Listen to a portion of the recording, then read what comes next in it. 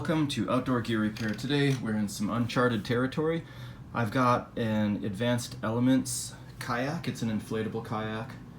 I bought it used because it has a pretty big problem. I'll show you what it is here. Here's why the person was getting rid of it. The inflatable frame on the inside of the kayak, like that, has this tear in it. Normally these inflatable frames have 3 different chambers in them. There's one here, and then there's this one that's been ruptured or punctured in a large fashion, and then there's some smaller ones around the periphery. So that's what we're going to try to fix. I've never fixed a rip that big before. I don't know if I can, but we're going to give it a shot. In addition to the inflatable, you'll see that the canvas that surrounds it was also just shredded. I don't know how this happened, actually. I didn't bother to ask. But it's pretty major. I'm still trying to figure out, like, what could cause that? A shark attack? Well, I'm going with ye old reliable seam grip plus WP. Gear Aid, they do make something called Aqua Seal, which would probably be better. But it says right here, canvas, vinyl, and rubber. So I'm gonna go with it. I believe them. Here is another vinyl inflatable, something like you would find in a pool toy. So I'm gonna try to remove a large patch of vinyl from this. I'm going to try to do it on the inside, and then also another one over the top there. Hopefully that will hold. We'll see.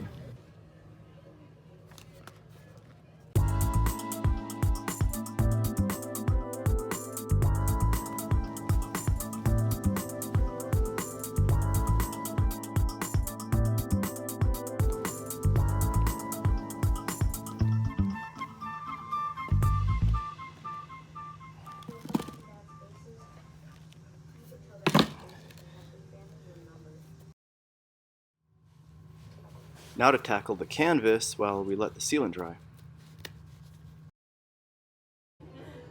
Burning the edges with a lighter helps slow down future fraying.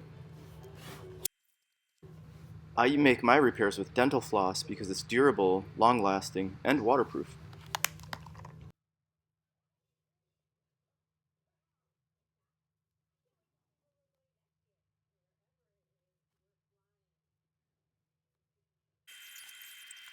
I'm using some kind of shoe glue equivalent here, so I'm going to go over this where it's been sewn so it's not so abrasive, and also I want to seal that cut so it becomes impermeable.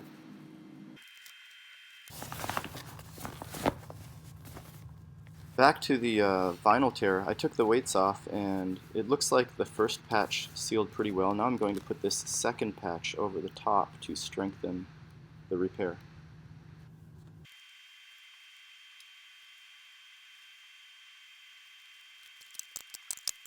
I put a foam pad underneath it to kind of absorb the negative space as the weights were pushing down on it to try to seal up any low areas, and it looks like it did a pretty good job here.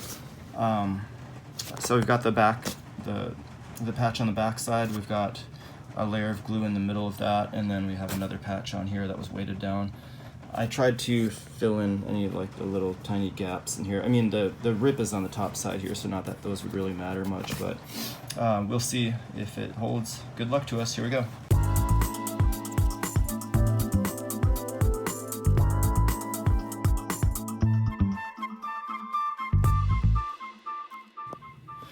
Well, the inside chamber is holding taut, so that's a good sign.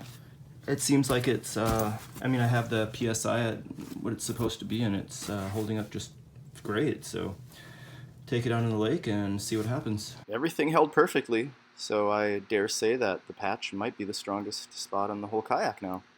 All right, there it is. How to fix a vinyl rip. This seems to happen often enough on inflatables, where the cap that holds the air in, the armature that holds the cap on, ends up breaking. So what I'm going to do is I'm just going to show you how to do a fix for that screw-on cap. Just take the old piece off here. And then I have some shock cord, kind of like the stuff you find between the tent poles. And just do a slip knot. A simple slip knot, not like the hang person's noose.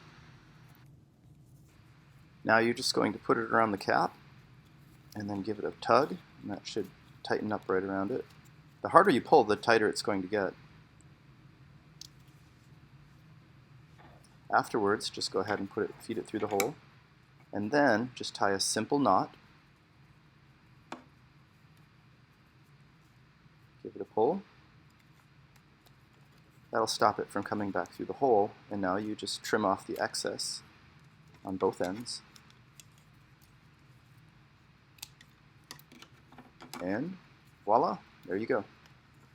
Your cap is ready to seal your air in again.